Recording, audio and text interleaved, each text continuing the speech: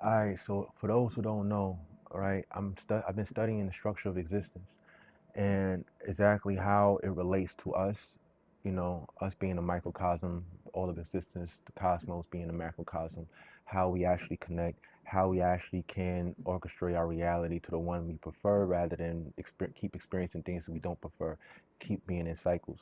We've all talked about, learned about, heard about law of attraction, the law of manifestation, looking at things like The Secret, or depending on where you at in your education or where you've been in for the past decade or whatever. It's a lot of this shit is just old knowledge, but it's been resurfaced. So that's why even with New Age, it's not really New Age. It's just resurfaced information. People remembering, people talking about things, getting back into the things that we were once just we embodied wholeheartedly, naturally, organically in ancient times. And when you do your history, you actually see that. But right now I just been not just for a while, I've been fascinated with understanding how existence really works, how structuring reality actually works, how our minds actually works, our biology. You know what I mean? If we're related to the macrocosm, right, and the mechanics of the macrocosm is also supposed to be the mechanics within us, understanding these mechanics so we can actually be more intentional and be more proactive in orchestrating the things into our lives and making better decisions for ourselves. So in this journey, throughout these studies, I'm also looking at old religious texts, ancient texts, texts that most people may not have even heard about or told they didn't need to read. What I found with looking at all these different religions and shit, it's like they all say the same thing, just in different languages, just according to whatever culture they belong to, right? It's all the same thing for real, you know what I mean? And you really see that. That's why this whole separation, this division, this war of religion is really nonsense. But they feed it to us and then we eat it up.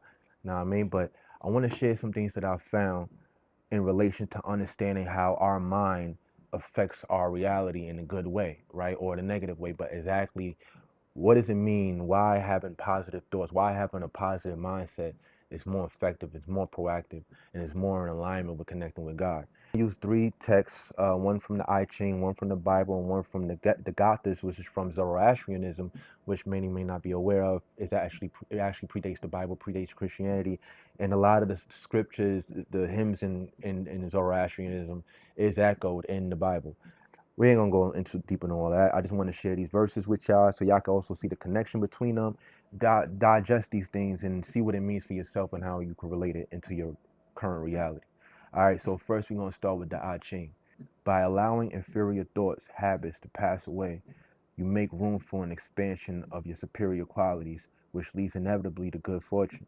And your conduct with others embody every situation. To overextend yourself or require that of another is to create an undesirable imbalance.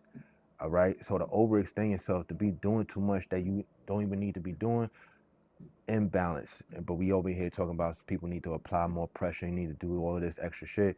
When that creates an imbalance, it's not harmony, right? In your conduct with others, you need to treat others how you want to be treated. You need to treat people fairly, and that's my big thing in life is treating people fairly. All right, next is from the Bible, going to Philippians chapter 4, verse 8.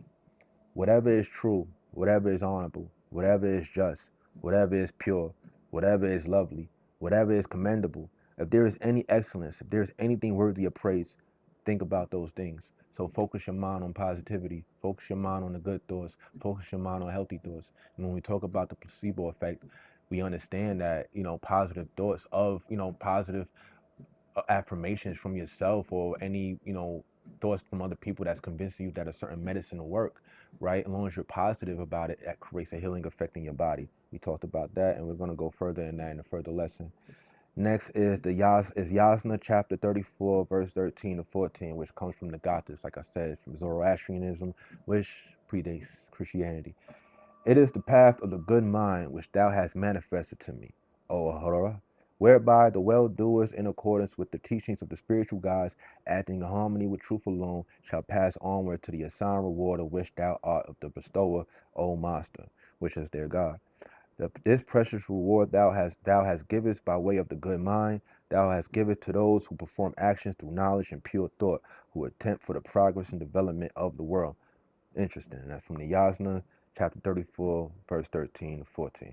All right. So you see how in each of these, it talks about having a pure mind.